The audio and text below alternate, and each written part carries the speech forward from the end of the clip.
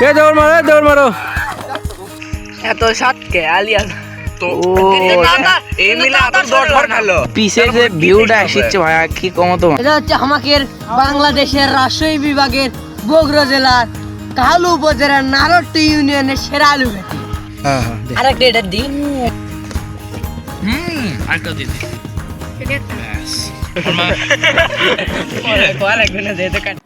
আলু ঘাটি খাবারটি যতটা সাধারণ বলে মনে হয়, এর স্বাদ কিন্তু মোটেও সাধারণ নয়।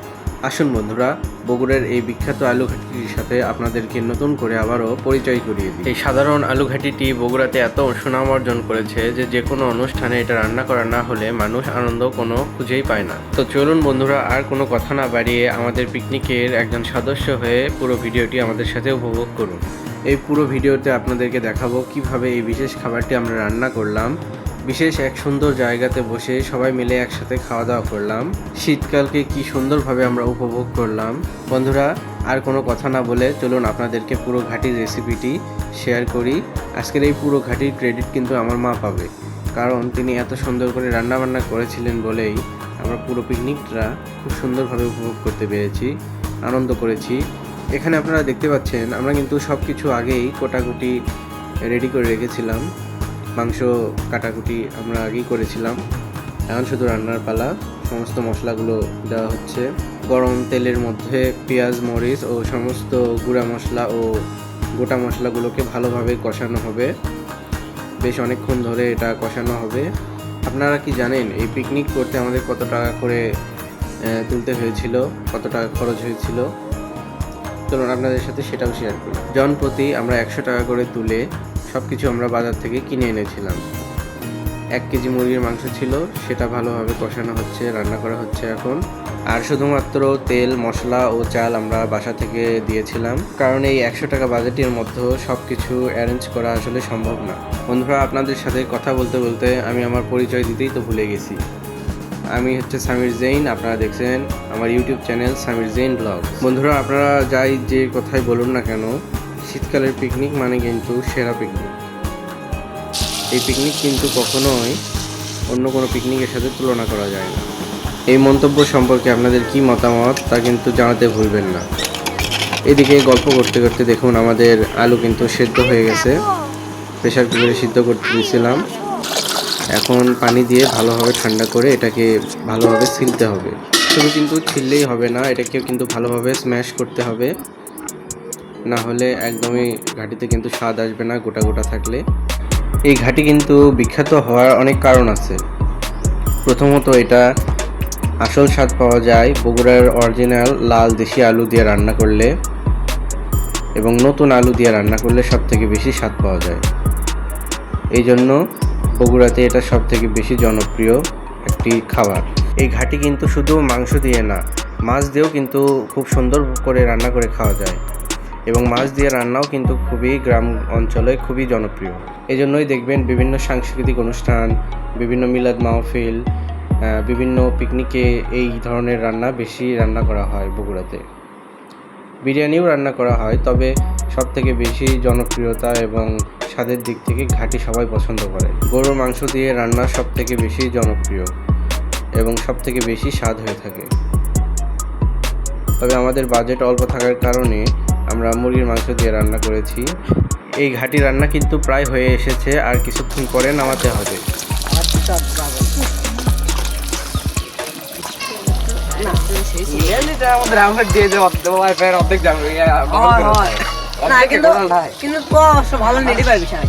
আমার মেয়ে চাকরি, আমার মেয়ে মেয়ে আমার দুষ্টা মেয়ে, আমার দুষ্টা মেয়ে বলো মজা।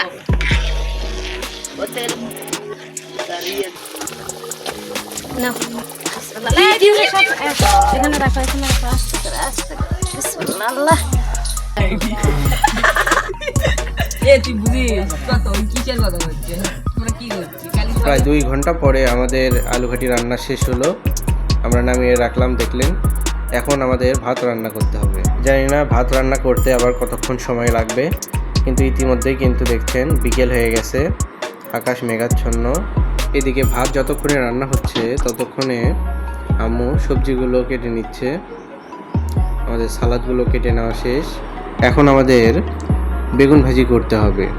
বেগুন ভাজি করার জন্য বেগুনগুলোকে কেটে ভালোভাবে মশলা দিয়ে মেখে নিছি। এখন ভালোভাবে ভাজি হয়ে গেলে আমরা সব কিছু প্যাকেটিং করে চলে যাব আমাদের কাঙ্ক্ষিত গন্তব্যে। আমাদের সব কিছু রান্নাবান্না শেষ, এবার আমরা রওনা দিব সেই সুন্দর খোলা জায়গাতে যেখানে আমরা খাওয়া দাওয়া করব। আর তারও আগে আমরা যাব কলার পাতা কাটতে। পিকনিকটা আমরা মূলত একদম গ্রামীণ স্টাইলে করার চেষ্টা করেছি।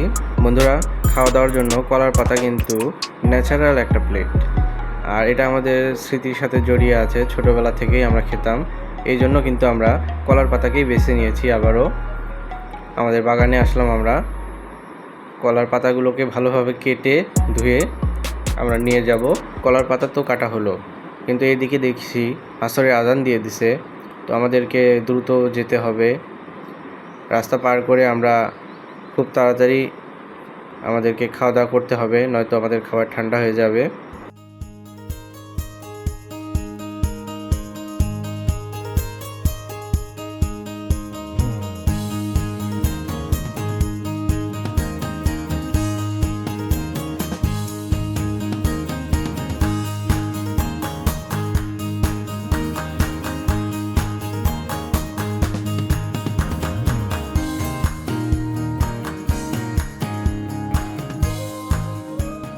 এটা হচ্ছে আমাদের বাংলাদেশের রাজশাহী বিভাগের বগুড়া জেলার কাহালু উপজেলার নারোট্টি ইউনিয়নের সেরা আলু ঘাটি।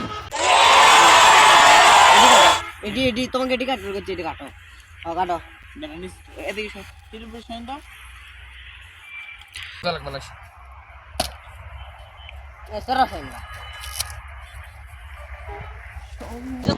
আমাদের খাওয়া দাওয়া শুরু হয়ে যাবে।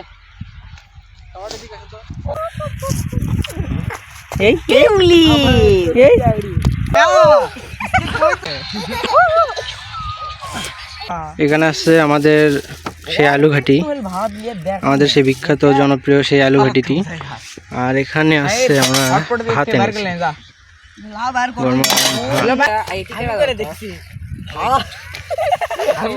আমি একলাই জানি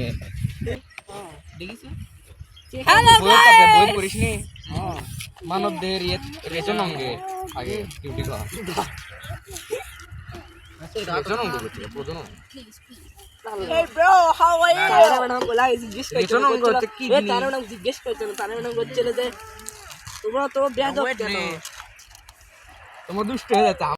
বন্ধুরা, এবার সেই খাওয়া দাওয়ার পালা।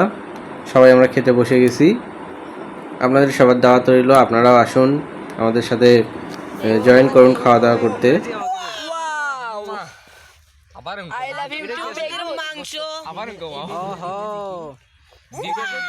মুরগির মাংস আমাদের রাঁধুনি মশাই দিয়ে দিচ্ছে।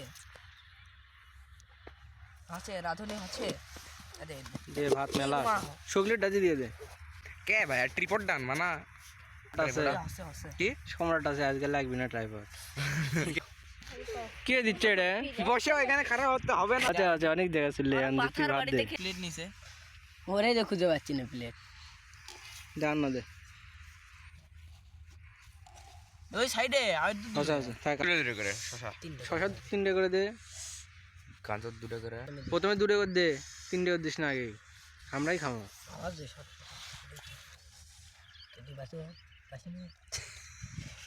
বড় ছোট করে দে। ছোট বড় বড় আর সম্রাটক দে।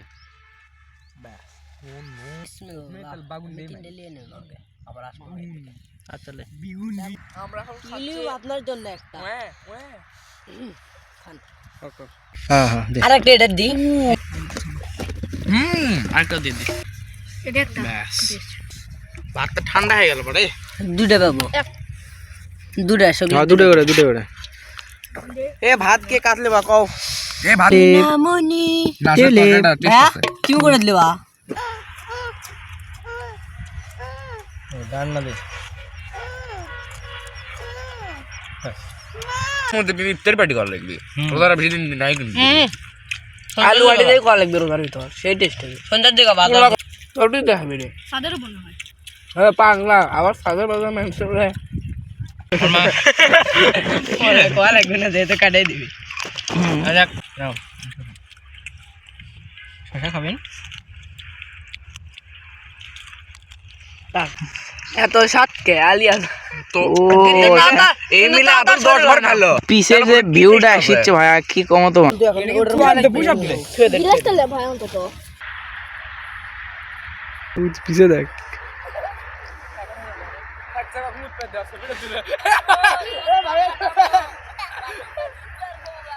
এইমাত্র আমাদের খাওয়া দাওয়া শেষ হলো, এখন ফটোগ্রাফি চলছে। কিন্তু আমার কথা হচ্ছে এইভাবে কে ফটোগ্রাফি করে? এই স্টাইলে আপনারা একটু কমেন্টে জানাবেন তো এই পাগলাদের ফটোগ্রাফিগুলো আপনাদের কেমন লাগতেছে, আপনারা অবশ্যই কমেন্টে জানাবেন। আর এই যে দুষ্ট মিষ্টি মেয়েটাকে দেখতেছেন, এটা কিন্তু আমার বোন, আমার আদরের ছোট বোন। আমি যেখানে যাই সেখানেই কিন্তু ও কিন্তু চলে আসে আমার পিছু পিছু। দেখতে দেখতে কিন্তু আমরা প্রায় ভিডিওর শেষ পর্যায়ে চলে এসেছি। এখন আমরা শুধু খেলাধুলা করতেছি।